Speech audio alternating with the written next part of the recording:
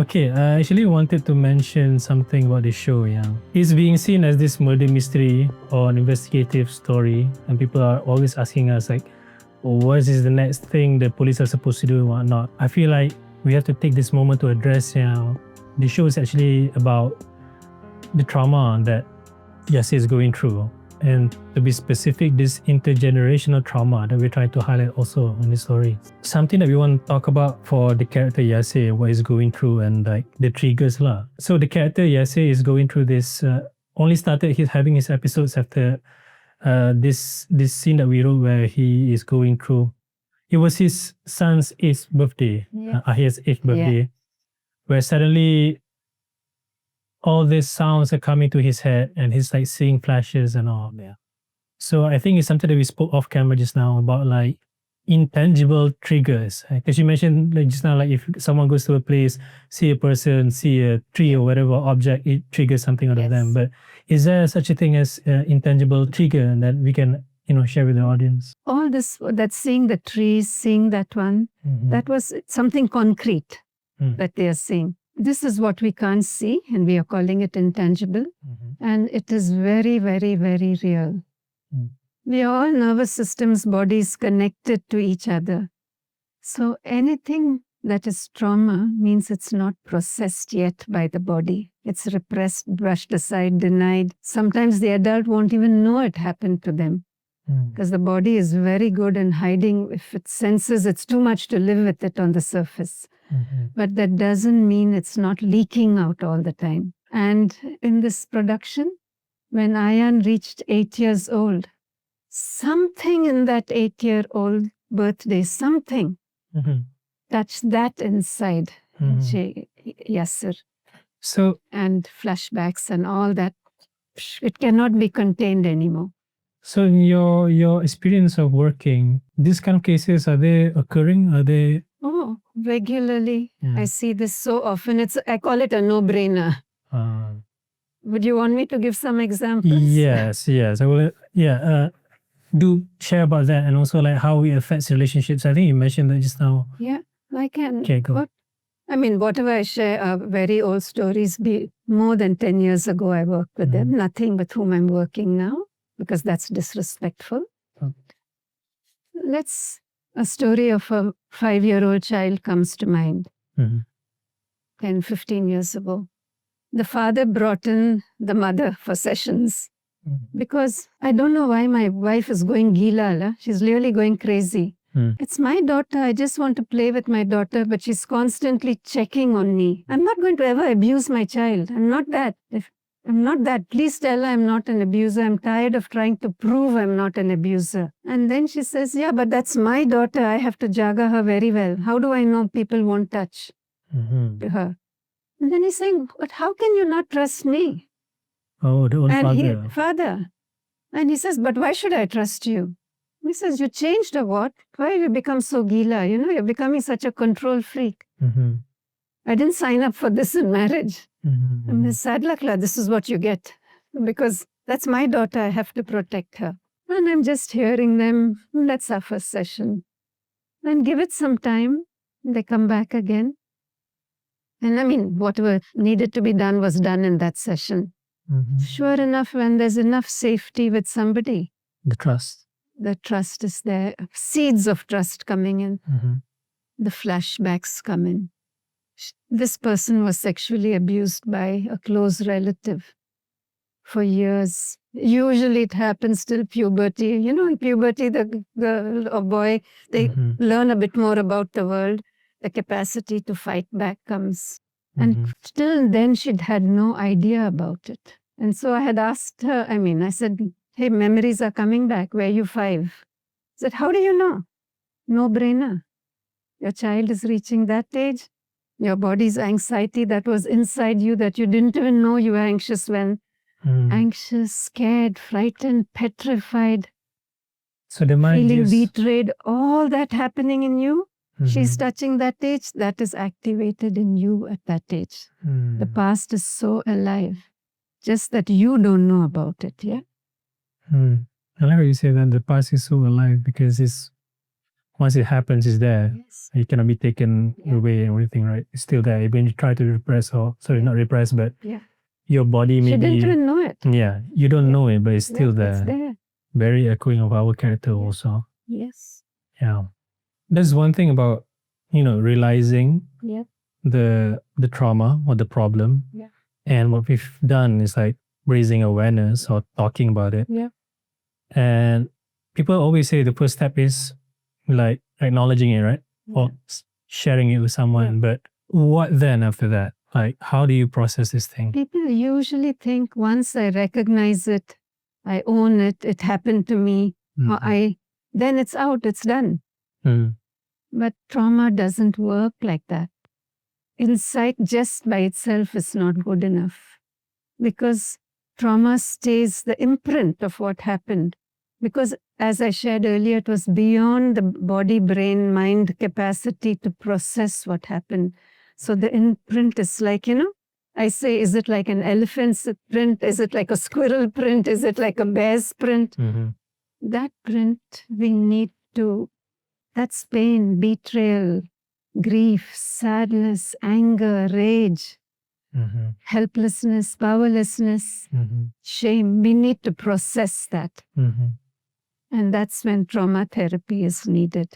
Oh, can you explain more about that?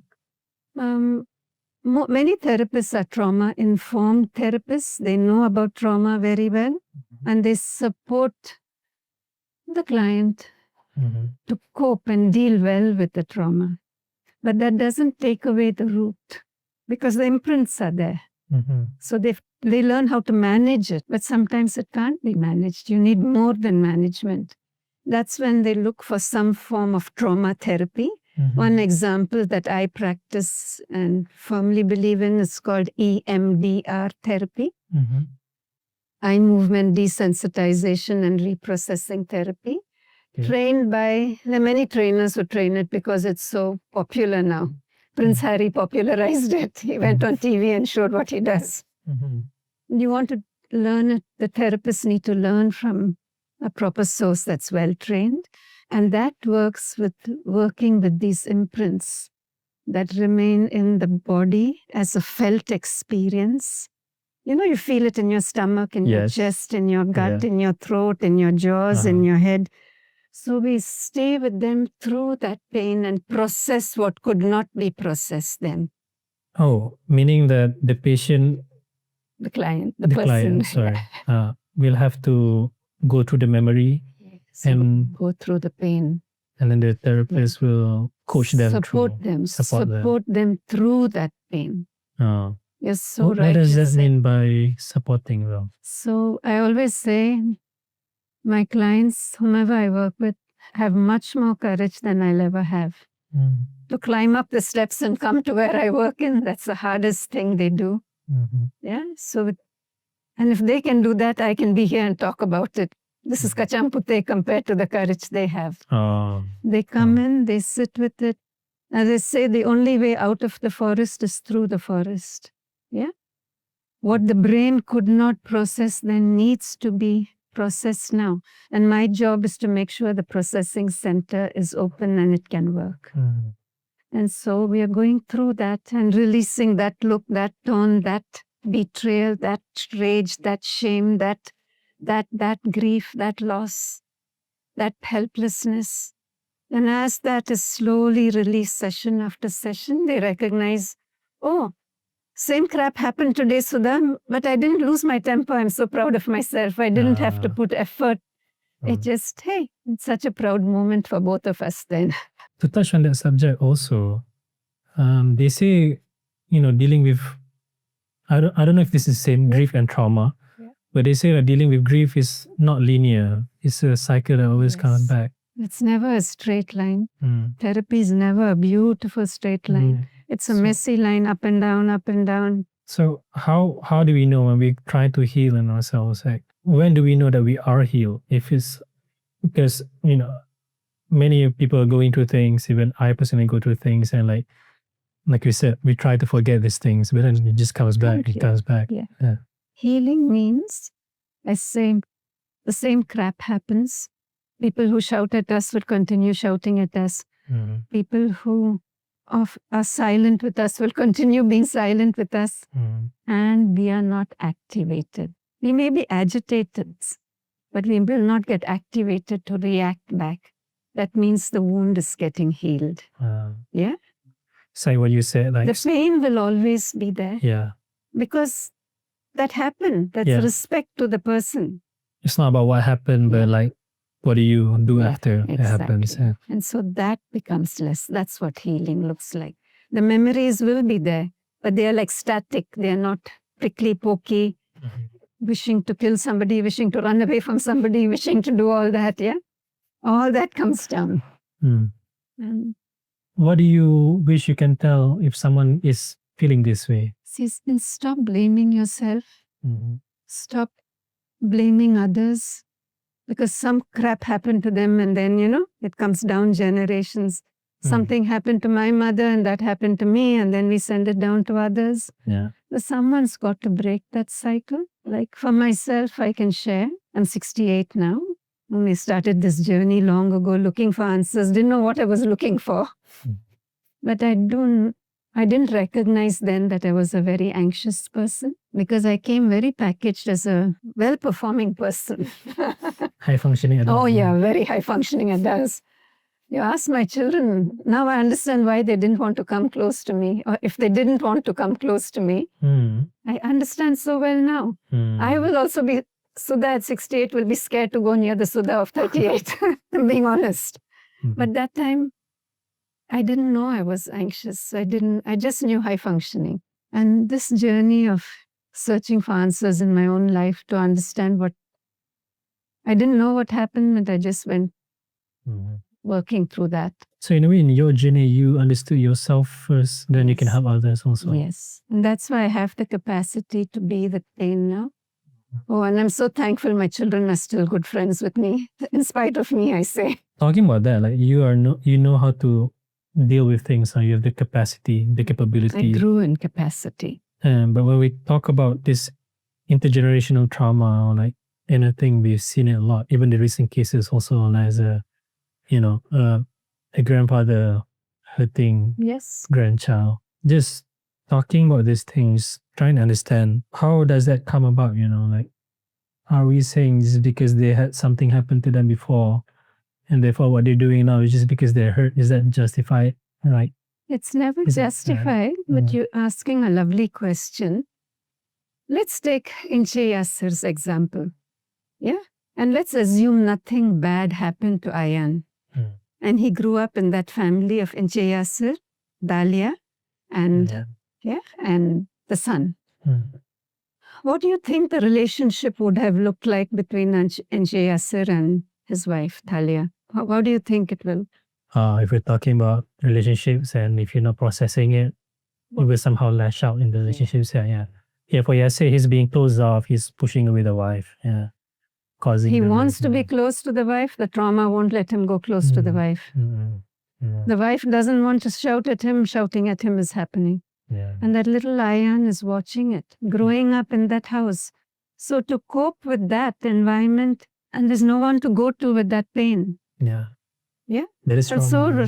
That's trauma. That is trauma. Every day I sit with that pain, of this kind of pain.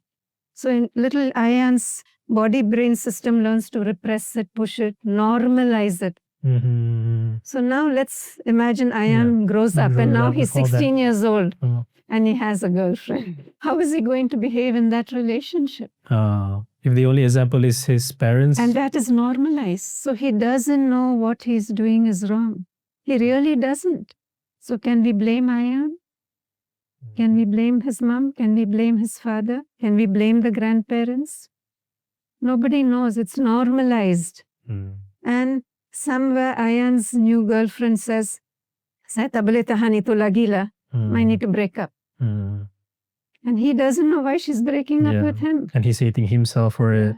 He's being harsh in the relationship and he can't recognize harshness. Trauma leaves us with harshness. But in even more extreme case, like he would not see that it's his problem and he blames other people. Oh, absolutely. Thank you. Like there are, I've seen on the internet, men are hitting women now. Yes. for being rejected. There's so many crimes of them being Yes. rejected, of Yes. women and hurting them, which is Yes. trying to understand what is it that is triggering these people. Right? That's why. So we want to and understand. probably something in the past that they just couldn't Yes. and indoctrinated maybe. Yep. It's indoctrinated. It's so deep When you in say the normalize, system. when you say it's normalized, it's actually indoctrinated. And that's why I'm so appreciative of, once again, of your team of making this so that we can expose this and come out of the indoctrination. Yeah. Someone has to talk about it, I think the thing with Astro Short is we were trying to make thought-provoking shows and trying to push boundaries in our societal sense, our sensibilities also. Yeah. To bring back empathy, to bring back compassion. Yes. Compassion is not about donating money for food, help the blind man cross the road. Yeah. Compassion is to be able to hear someone's pain. Empathy, in that moment. Or say, saya tak boleh hari inilah. Not at this moment. That's also kindness, compassion, empathy. Thank you. Thank you for bringing this topic up.